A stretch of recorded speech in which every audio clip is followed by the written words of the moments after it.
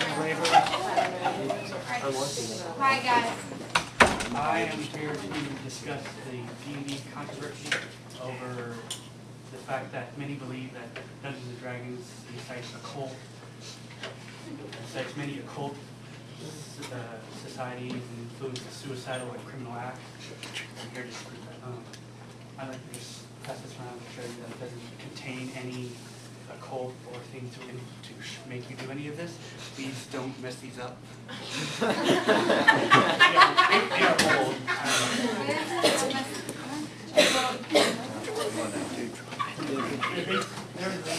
They're the original Dungeons and Dragons manual, the ones that many people complain about. Some background on D&D. It was created in 1973 by Gary Gygax. It's a RPG role-playing game designed with a game master and players to interact with each other in a fantasy world and adventures. D&D's more active opponents include evangelical and fundamentalist Christians and many other groups. Among the list of accusations against D&D is demonology, witchcraft, voodoo, murder, blasphemy, suicide, assassination, insanity, Satan worship, and necromancers. Of course, I've been playing for several years now, and I have not done a single one of those things. Many court cases blame D&D for distorting the line between fantasy and reality. Many psychiatrists believe that people who spend too many times playing it no longer see what's real and what's not. But many other psychiatrists have taken many tests and see no connection between D&D and psychological problems. Suicides, 2 polls were taken in 1987. Out of 4 million gamers, 500 would commit suicide each year. Later, the second one stated that only 7 gamers out of the 4 million would commit suicide, proving that D&D actually lowers suicide rates.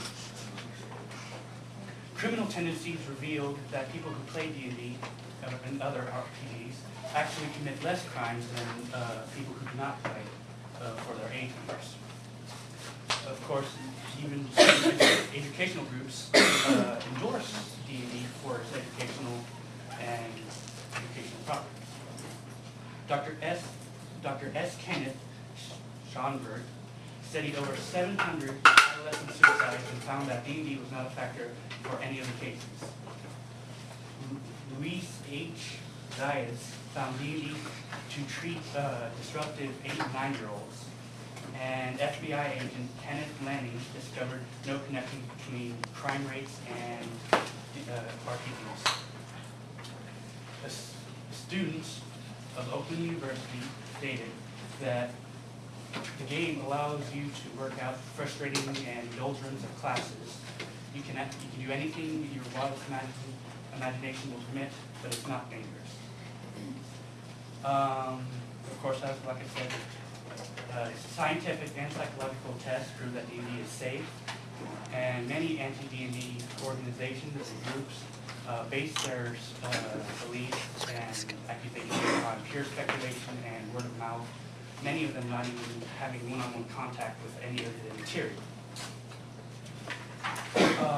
Many terms that D&D use that are endemic, like spellcraft, resurrection, deity, witchcraft, are used in many more acceptable media and books like the Bible, which makes it no less holy, but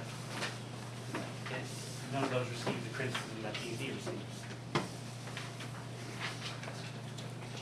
In one instance, an anti-D&D reformed Christian sources recall that the creators of D&D visited him at his occult HQ seeking his advice on proper spellcasting rituals.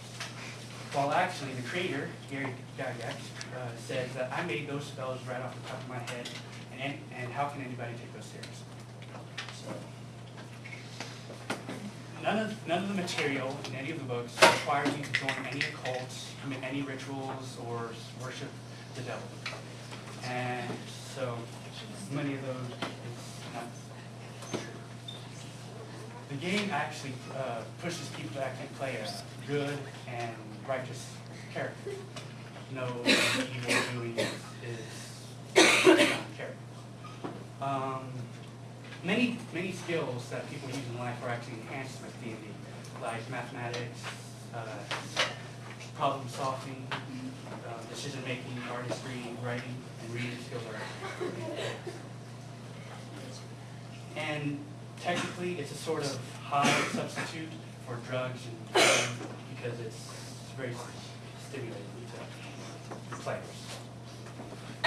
And like this here, this book actually tells the DM, which would be technically the occult leader, how to be a good DM, which says nothing about Satan or worship or rituals. And in none of my games, like my friends, we do not use any of these. So, and for any of you who still believe that D&D or any such archetypes are creating sects, cults that will destroy our world, I curse you.